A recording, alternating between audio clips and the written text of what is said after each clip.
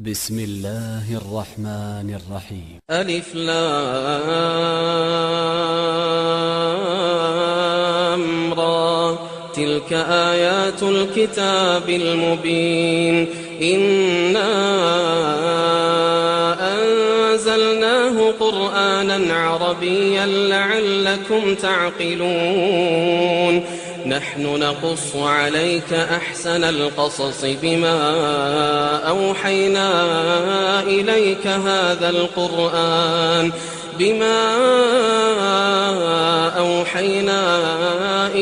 هذا القرآن وإن كنت من قبله لمن الغافلين إذ قال يوسف لأبيه يا أبت إني رأيت 11 كوكبا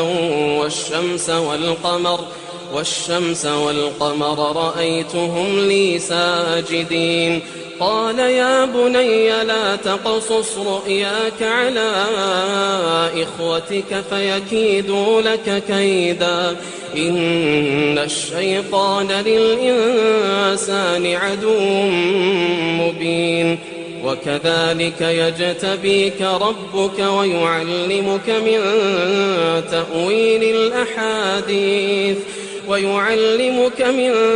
تأويل الأحاديث ويتم نعمته عليك وعلى آل يعقوب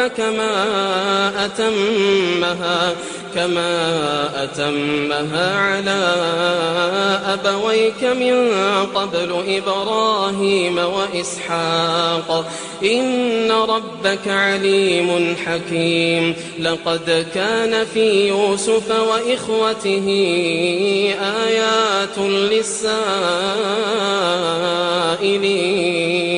إذ قالوا ليوسف وأخوه أحب إلى أبينا منا ونحن عصبة إن أبانا لفي ضلال مبين اقتلوا يوسف أو اطرحوه أرضا يخل لكم وجه أبيكم وتكونوا من بعده قوما صالحين قال قائل منهم لا تقتلوا يوسف وألقوه في غيابة الجب يلتقطه بعض السيارة إن كنتم فاعلين قالوا يا أبانا ما لك لا تأمنا على يوسف وإنا له لناصحون أرسله معنا غدا يرتع ويلعب وإنا له لحافظون قال إني ليحزنني أن تذهبوا به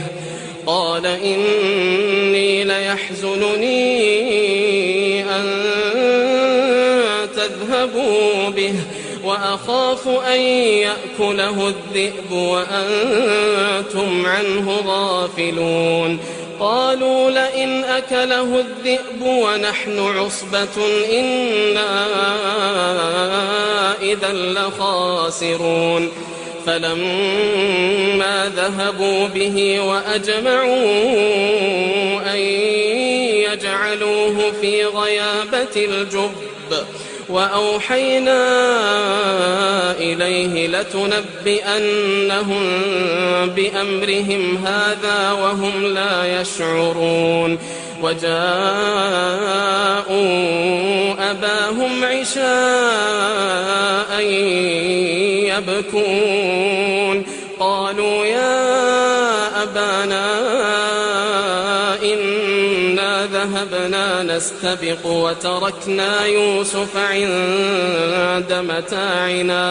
وتركنا يوسف عند متاعنا فأكله الذئب وما أنت بمؤمن لنا ولو كنا صادقين وجاءوا على قميصه بدم كذب قال بل سولت لكم أنفسكم أمرا فصبر جميل والله المستعان على ما تصفون. وجاءت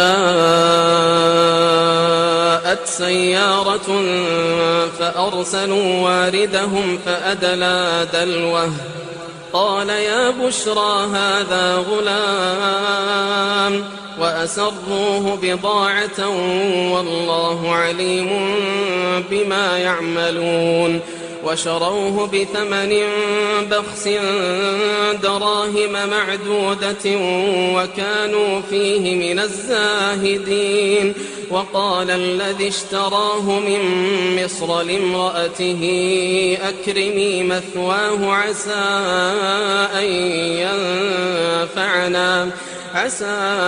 أن ينفعنا أو نتخذه ولدا وكذلك مكنا ليوسف في الأرض ولنعلمه من تأويل الأحاديث والله غالب على أمره ولكن أكثر الناس لا يعلمون.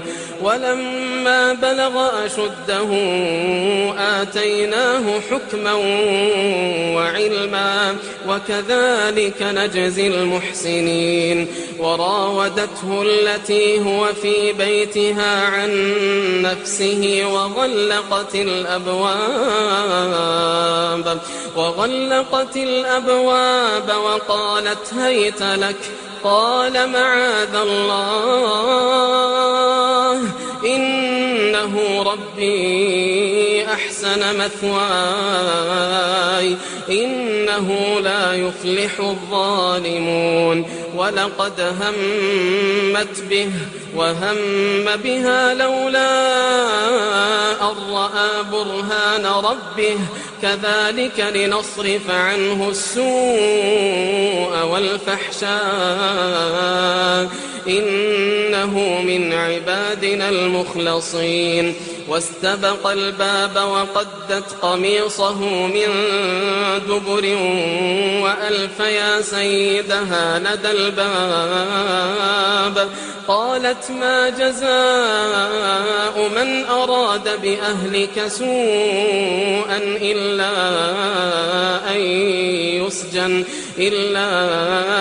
أن يسجن أو عذاب أليم.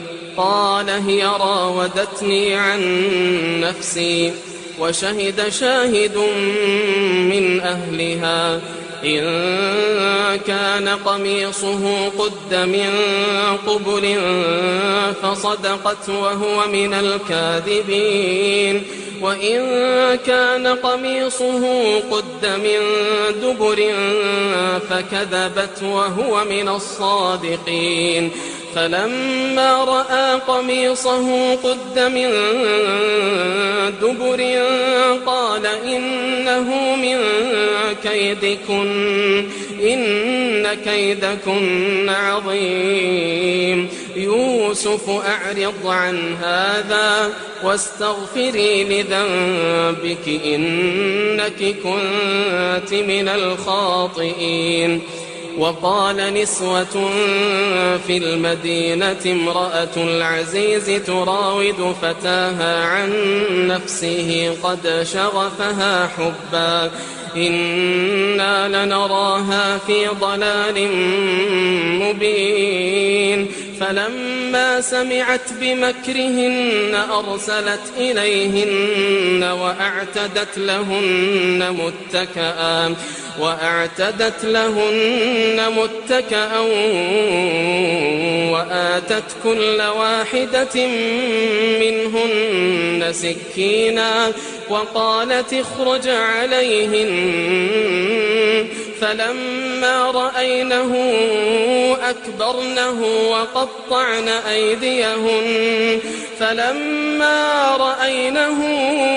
أكبرنه وقطعن أيديهن وقطعن أيديهن وقلن حاش لله ما هذا بشرا إن هذا إلا ملك كريم. قالت فذلكن الذي لمتنني فيه ولقد راودته عن نفسه فاستعصم ولئن لم يفعل ما آمره ليسجنن وليكونن من الصاغرين. قال رب السجن أحب إلي مما يدعونني إليه وإلا تصرف عني كيدهن أصب إليهن وأكن من الجاهلين. فاستجاب له ربه فصرف عنه كيدهن إنه هو السميع العليم. ثم بدا لهم من بعد ما رأوا الآيات ليسجننه حتى حين. ودخل معه السجن فتيان قال أحدهما إني أراني أعصر خمرا وقال الآخر إني أراني أحمل فوق رأسي خبزا تأكل الطير منه نبئنا بتأويله إنا نراك من المحسنين. قال لا يأتيكما طعام ترزقانه إلا نبأتكما بتأويله قبل أن يأتيكما ذلكما مما علمني ربي إني تركت ملة قوم لا يؤمنون بالله وهم بالآخرة هم كافرون واتبعت ملة آبائي إبراهيم وإسحاق ويعقوب ما كان لنا أن نشرك بالله من شيء ذلك من فضل الله علينا وعلى الناس ولكن أكثر الناس لا يشكرون. يا صاحبي السجن أأرباب متفرقون خير أم الله الواحد القهار. ما تعبدون من دونه إلا أسماء سميتموها أنتم وآباؤكم ما أنزل الله بها من سلطان إن الحكم إلا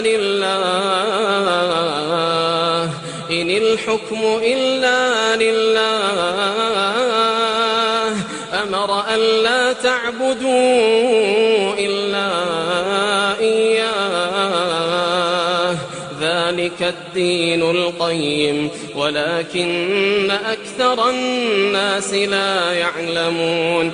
يا صاحبي السجن أما أحدكما فيسقي ربه خمرا وأما الآخر فيصلب فتأكل الطير من رأسه قضي الأمر الذي فيه تستفتيان. وقال للذي ظن أنه ناج منهما اذكرني عند ربك فأنساه الشيطان ذكر ربه فلبث في السجن بضع سنين. وقال الملك إني أرى 7 بقرات سمان يأكلهن 7 عجاف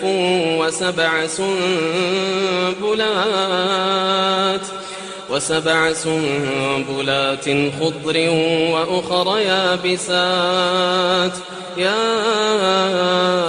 أيها الملأ أفتوني في رؤياي إن كنتم للرؤيا تعبرون قالوا أضغاث أحلام وما نحن بتأويل الأحلام بعالمين وقال الذي نجا منهما وادكر بعد أمة أنا أنبئكم بتأويله فأرسلون يوسف أيها الصديق أفتنا في 7 بقرات سمان يأكلهن 7 عجاف و7 سنبلات خضر وأخر يابسات لعلي أرجع إلى الناس لعلهم يعلمون قال تزرعون 7 سنين دأبا فما حصدتم فذروه في سنبله إلا قليلا مما تأكلون ثم يأتي من بعد ذلك 7 شداد يأكلن ما قدمتم لهن إلا قليلا مما تحصنون ثم يأتي من بعد ذلك عام فيه يغاث الناس وفيه يعصرون وقال الملك ائتوني به فلما جاءه الرسول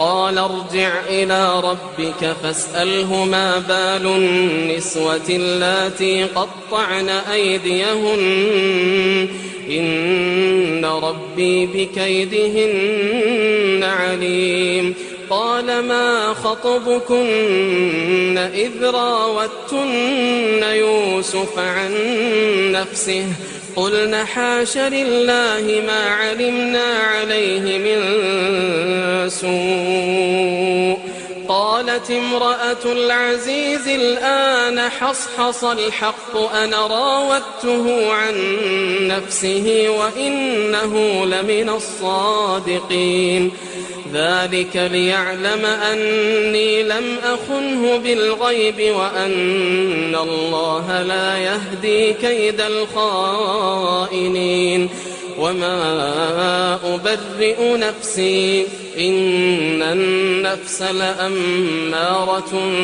بالسوء إلا ما رحم ربي إن ربي غفور رحيم وقال الملك ائتوني به أستخلصه لنفسي فلما كلمه قال إنك اليوم لدينا مكين أمين قال اجعلني على خزائن الأرض إني حفيظ عليم وكذلك مكنا ليوسف في الأرض يتبوأ منها حيث يشاء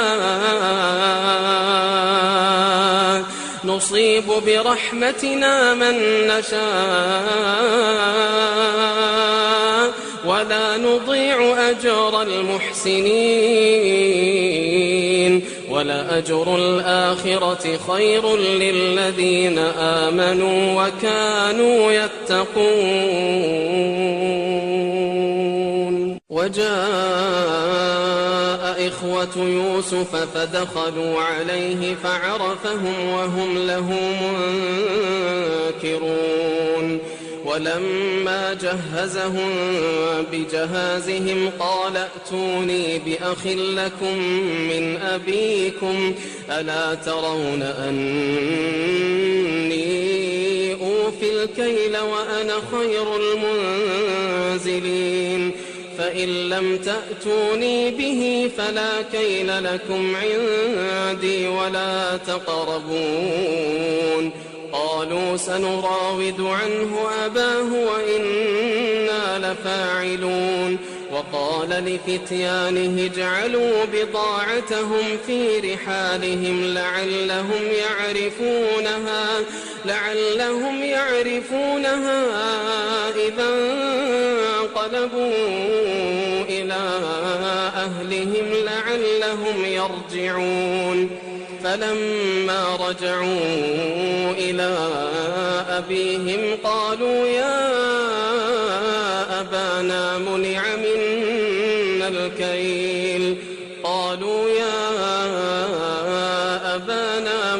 منا الكيل فأرسل معنا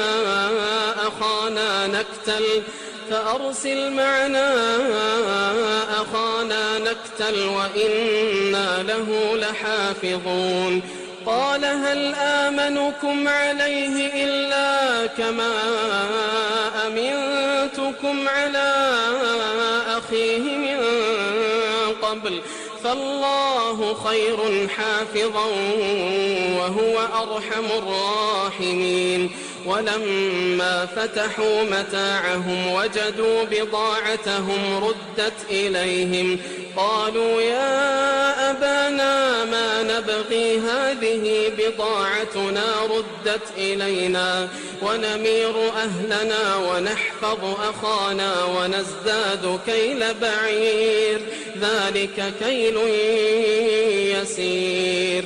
قال لن أرسله معكم حتى تؤتون موثقا من الله لتأتونني به إلا أن يحاط بكم. فلما آتوه موثقهم قال الله على ما نقول وكيل.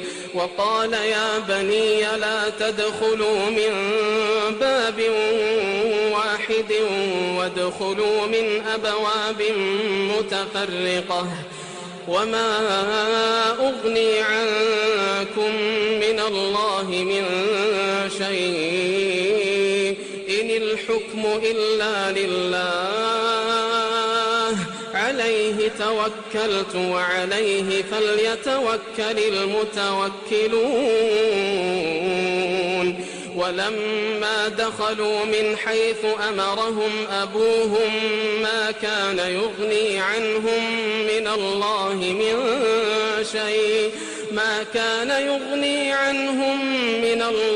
من شيء إلا حاجة في نفس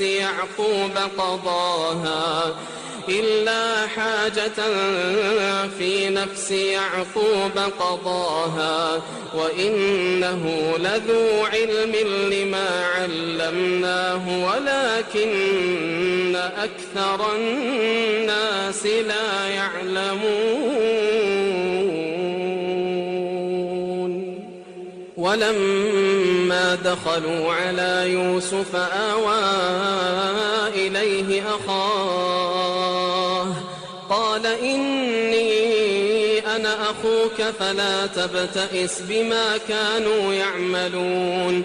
فلما جهزهم بجهازهم جعل السقاية في رحل أخيه ثم أذن مؤذن أيتها العير إنكم لسارقون. قالوا وأقبلوا عليهم ماذا تفقدون؟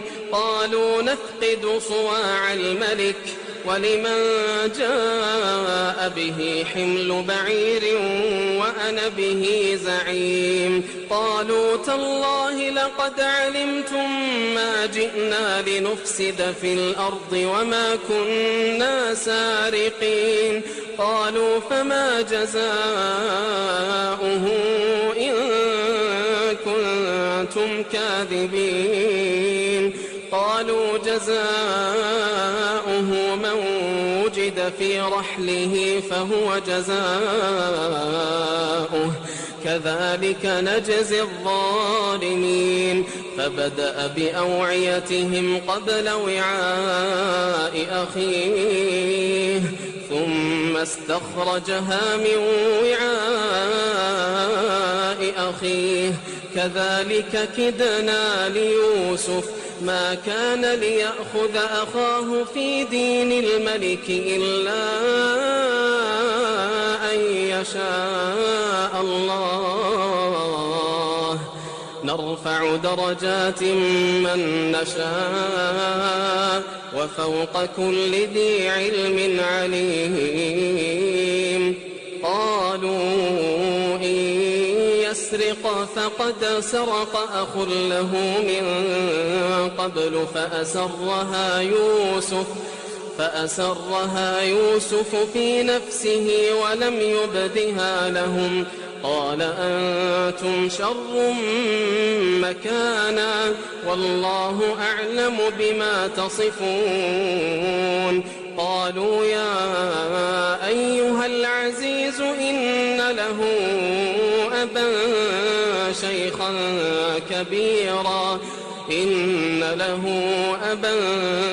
شيخا كبيرا فخذ أحدنا مكانه إنا نراك من المحسنين قال معاذ الله أن نأخذ إلا من وجدنا متاعنا عنده إنا إذا لظالمون فلما استيئسوا منه خلصوا نجيا قال كبيرهم ألم تعلموا أن أباكم قد أخذ عليكم موثقا من الله ومن قبل ما فرطتم في يوسف فلن أبرح الأرض حتى يأذن لي أبي أو يحكم الله لي وهو خير الحاكمين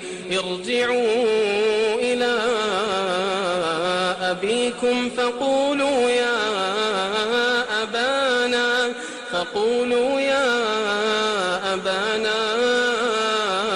إن ابنك سرق وما شهدنا إلا بما علمنا وما كنا للغيب حافظين واسأل القرية التي كنا فيها والعير التي أقبلنا فيها وإنا لصادقون قال بل سولت لكم أنفسكم أمرا فصبر جميل عسى الله أن يأتيني بهم جميعا إنه هو العليم الحكيم وتولى عنهم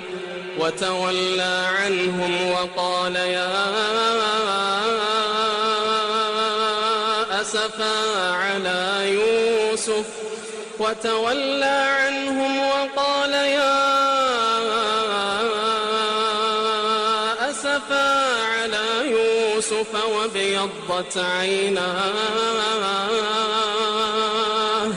وابيضت عيناه من الحزن فهو كظيم قالوا تالله تفتأ تذكر يوسف حتى تكون حرضا أو تكون من الهالكين قال إنما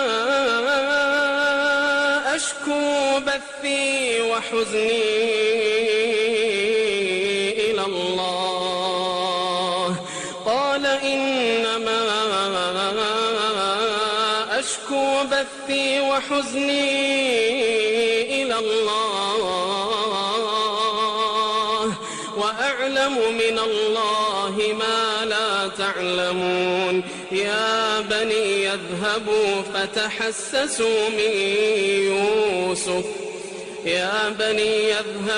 فتحسسوا من يوسف وأخيه ولا تيأسوا من روح الله إنه لا ييأس من روح الله إلا القوم الكافرون فلما دخلوا عليه قالوا يا أيها العزيز مسنا وأهلنا الضر وجئنا ببضاعة مزجاة فأوف لنا الكيل وتصدق علينا إن الله يجزي المتصدقين. قال هل علمتم ما فعلتم بيوسف وأخيه إذ أنتم جاهلون؟ قالوا أئنك لأنت يوسف؟ قال أنا يوسف وهذا أخي. قال أنا يوسف وهذا أخي قد من الله علينا إنه من يتق ويصبر فإن الله لا يضيع أجر المحسنين. قالوا تالله لقد آثرك الله علينا وإن كنا لخاطئين. قال لا تثريب عليكم اليوم يغفر الله لكم وهو أرحم الراحمين. اذهبوا بقميصي هذا فألقوه على وجه أبي يأت بصيرا وأتوني بأهلكم أجمعين. ولما فصلت العير قال أبوهم إني لأجد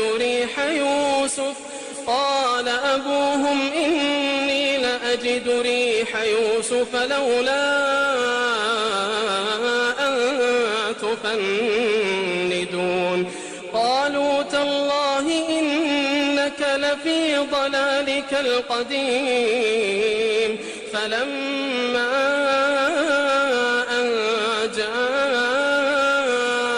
البشير ألقاه على وجهه فارتد بصيرا. قال ألم أقل لكم إني أعلم من الله ما لا تعلمون؟ قالوا يا أبانا استغفر لنا ذنوبنا إنا كنا خاطئين. قال سوف أستغفر لكم ربي إنه هو الغفور الرحيم. فلما دخلوا على يوسف آوى إليه أبويه وقال ادخلوا مصر إن شاء الله آمنين. ورفع أبويه على العرش وخروا له سجدا وقال يا أبت هذا تأويل رؤياي من قبل قد جعلها ربي حقا وقد أحسن بي إذ أخرجني من السجن وجاء بكم من البدو من بعد أن نزغ الشيطان بيني وبين إخوتي إن ربي لطيف لما يشاء إنه هو العليم الحكيم. رب قد آتيتني من الملك وعلمتني من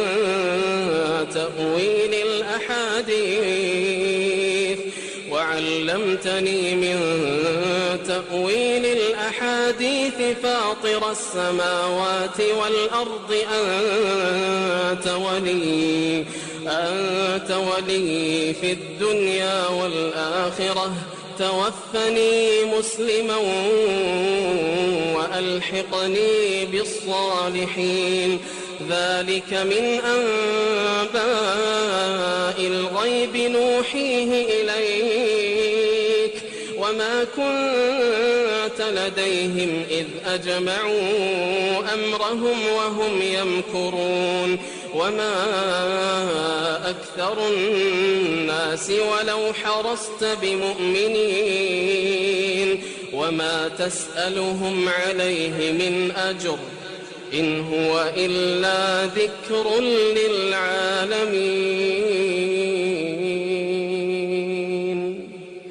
وكأي من آية في السماوات والأرض يمرون عليها وهم عنها معرضون وما يؤمن أكثرهم بالله إلا وهم مشركون أفأمنوا أن تأتيهم غاشية من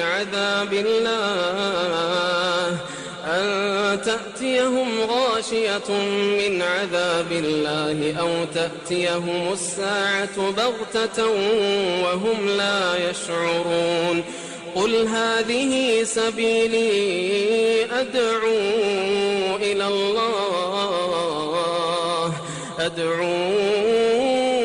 الله على بصيرة أنا ومن اتبعني وسبحان الله وما أنا من المشركين.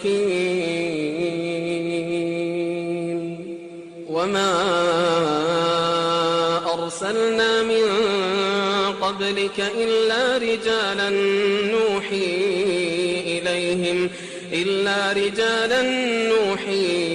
إليهم من أهل القرى أفلم يسيروا في الأرض فينظروا كيف كان عاقبة الذين من قبلهم ولدار الآخرة خير للذين اتقوا أفلا تعقلون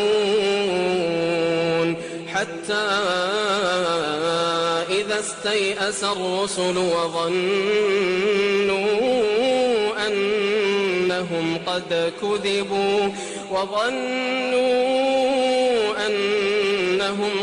كذبوا جاءهم نصرنا فنجي من نشاء ولا يرد بأسنا عن القوم المجرمين.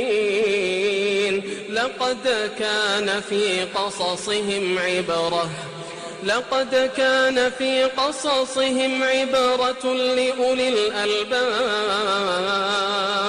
ما كان حديثا يفترى ولكن تصديق الذي بين يديه وتفصيل